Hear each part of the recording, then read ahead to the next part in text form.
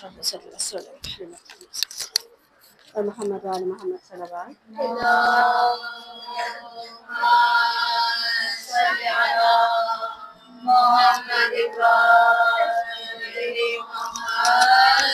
برلی واولاد علی بلند صلوات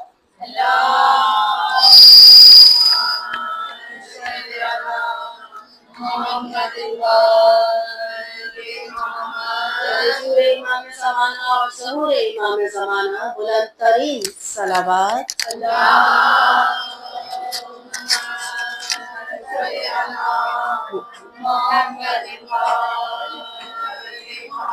وارثان فرش رضا بانیان فرش رضا کائنات کی عظیم ترین بیویاں ہماری مقدرات عصمت جناب زہرا سلام اللہ علیہا، جناب زینب سلام اللہ علیہا کا بلند ترین صلوات۔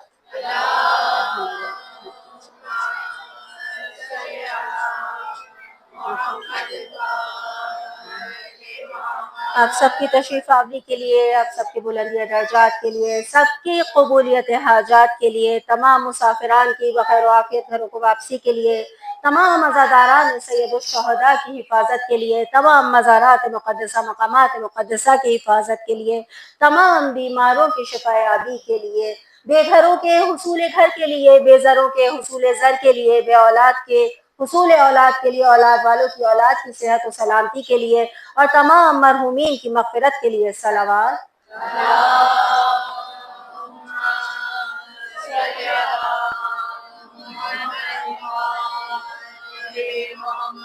اعوذ باللہ من الشیطان اللعین الرجیم، بسم اللہ الرحمن الرحیم، الحمد للہ رب العالمین، الرحمن الرحیم، الحی لا یموت والاحد لا شریک ولم یکن لہ ولی من الذل ولم یکن لہ شریک فی الملک وکبرہ تکبیرا۔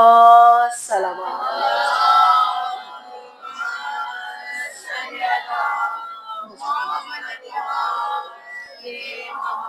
الصلاة والسلام على أشرف الأنبياء والمرسلين طه وياسين وما أرسلناك إلا رحمة للعالمين شفيعنا طبيب قلوبنا سيدنا ومولانا أبي القاسم محمد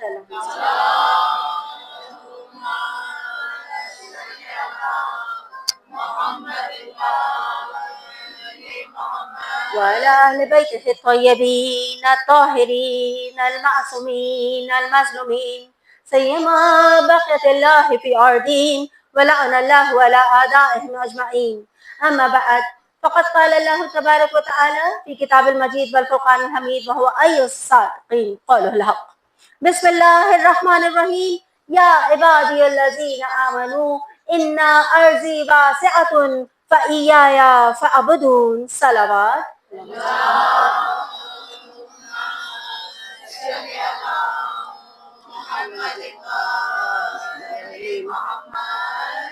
تمام تر حمد و ثنا اس ذات واحد و یکتا و یکانہ کے لیے کہ جس نے لفظ کن سے ہمیں خلق کیا، اس نے ہمیں خلق کیا اور سوارا، اس نے خلق کیا، سوارا اور ہدایت کے روشن چراغوں سے متمسک کر دیا۔ تمام تر درود و سلام ہو ان انوار مقدسہ کے لیے کہ جو وجہ تخلیق کائنات ہیں اور ہدایت کے روشن چراغ ہیں، بر محمد و آل محمد صلوات۔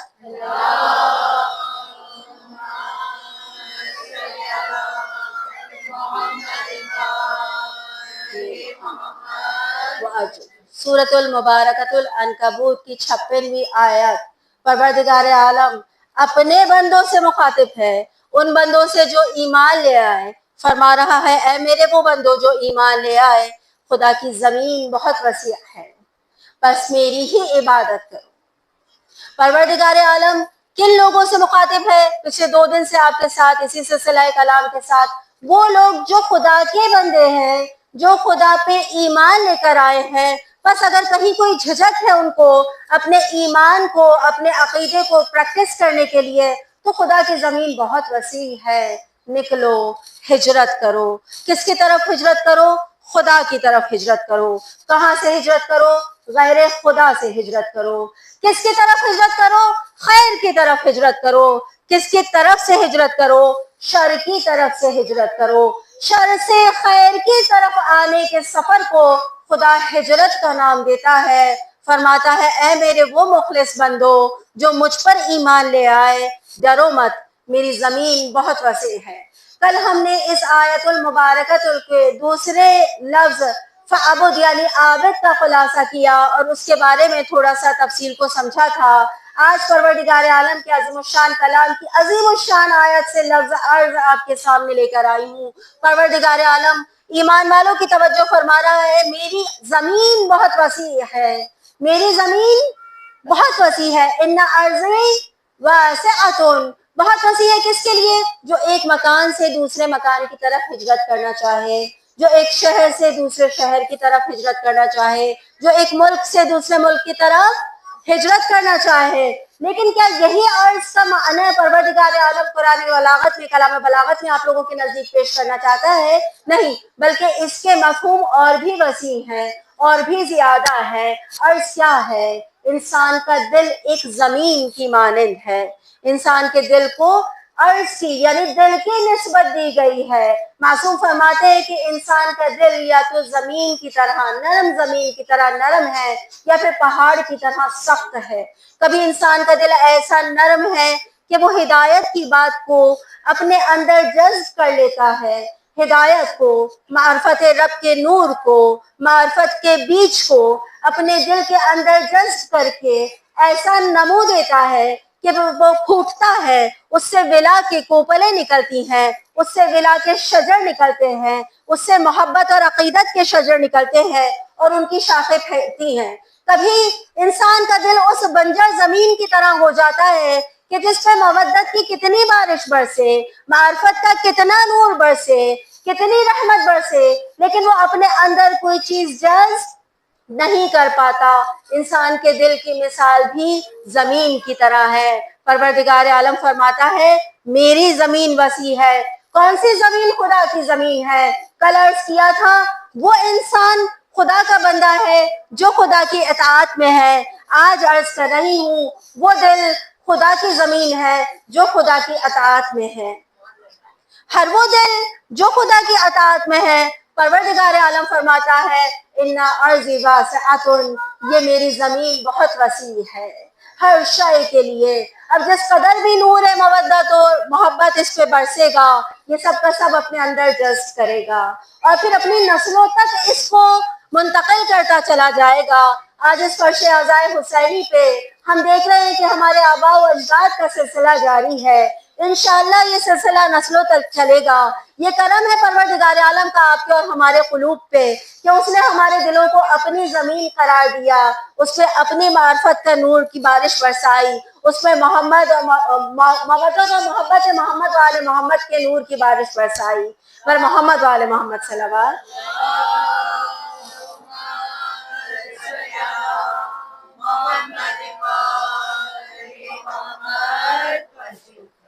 ہجرت کیا ہے؟ خود قرآن میں سورۃ المبارکۃ المدثر کی 5ویں آیت میں پروردگار عالم ارشاد فرماتا ہے وَالرُّجْسُ فَاهْجُرْ، یعنی گندگی سے، یعنی رجس سے، یعنی ناپاکی سے ہجرت کرو. معنی واضح ہے، یعنی ہجرت صرف یہی نہیں ہے کہ ایک مکان سے دوسرے مکان کی طرف سفر کرنا ہے، بلکہ جہاں کہیں کثافت اور گندگی اور نجاست نظر آتی ہے وہاں سے ہجرت کرو. کس کی طرف ہجرت کرو؟ پاکی کی طرف ہجرت کرو. کس کی طرف ہجرت کرو؟ پاکوں کی طرف ہجرت کرو. وہ کہ جو کل ایمان ہے، کل پاکی ہے، جن سے پروردگار عالم نے ہر طرح کے رجس کو دور رکھا ہے، جن کے بارے میں پروردگار عالم نے قرآن میں اعلان فرمایا ہے یہ میرے اہل بیت نبی وہ ہے کہ جن سے ہم نے ہر رجس کو دور رکھا ہے. یہ پاک ہیں اور پاک کرنے والے ہیں. جب آپ ان کے دامن سے متمسک ہوتے ہیں تو آپ خود بخود پاک ہوتے چلے جاتے ہیں. امام جعفر صادق علیہ السلام کا ارشاد گرا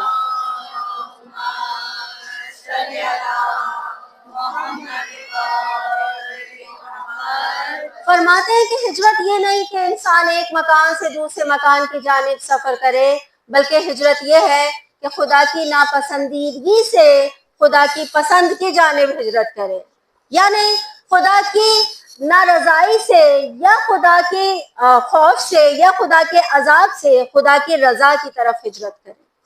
خدا کی رضا کہاں ہے؟ خدا کی رضا کہاں ہے؟ ہم سب جانتے ہیں جس فرش پہ ہم آج بیٹھے ہیں، اس فرش پہ خدا کی رضا ہے۔ خدا کی رضا حسین کے ساتھ ہے، حسین خدا کی رضا کے ساتھ ہے۔ جانتے ہیں وہ واقعہ کہ جب رسول پاک صلی اللہ علیہ وسلم کی پشت پہ دوران نماز سید الشہداء سوار ہوئے تھے اور رسول خدا نے اپنی نماز کو طول دیا تھا، تو ایک یہودی نے، اور کتابیں بعض اوقات بہت پردہ رکھتی ہیں کہ کبھی کبھی کچھ لوگوں کو یہودی کہہ دیتی ہیں، کچھ کو کفار کہہ دیتی ہیں، یہ کتابیں بھی آپ کا کبھی کبھی پردہ رکھ لیتی ہیں۔ ایک یہودی نے گستاخی کی اور کہا کہ اے اللہ کے رسول، آپ کی کمر پہ کوئی بھی بچہ بیٹھ جائے تو کیا آپ اپنی نماز کو اتنا طول دے دیں گے؟ یہ تو لوگوں کو مشقت میں ڈالنے کی بات ہے، یہ تو دوسرے نمازیوں کو مشقت میں ڈالنے کی بات ہے۔ کسے سمجھایا جا رہا ہے؟ رسول خدا کو سمجھایا جا رہا ہے، رحمت للعالمین کو سمجھایا جا رہا ہے کہ آپ لوگوں کو مشقت میں ڈال رہے ہیں۔ آپ جانتے ہیں نا، واقعہ جڑ جائے گا ساتھ میں، لیکن وہ نبی جو نماز کو صرف اس وجہ سے اختصار دے کہ جماعت میں کھڑی کسی عورت کا بچہ رو رہا ہے اور وہ جلدی سے جماعت کو سمیٹ لے، وہ نبی سجدے کو طول دے رہا ہے۔ توجہ فرمائیے کہ یہ کوئی عام بچہ نہیں۔ رسول خدا صلی اللہ علیہ وسلم فرماتے ہیں، اے اعتراض کرنے والے، حسین کو عام بچوں پہ تشبیہ نہ دو، یہ میرا حسین کوئی عام بچہ نہیں ہے، یہ میرا اس سے پیار کوئی نانا اور نواسے کا پیار نہیں ہے، بلکہ میں حسین کو راضی رکھتا ہوں کیونکہ خدا اس کی رضا سے راضی ہے، کیونکہ اگر میں خدا کو ناراض کروں تو میرا رب مجھ سے ناراض ہوتا ہے۔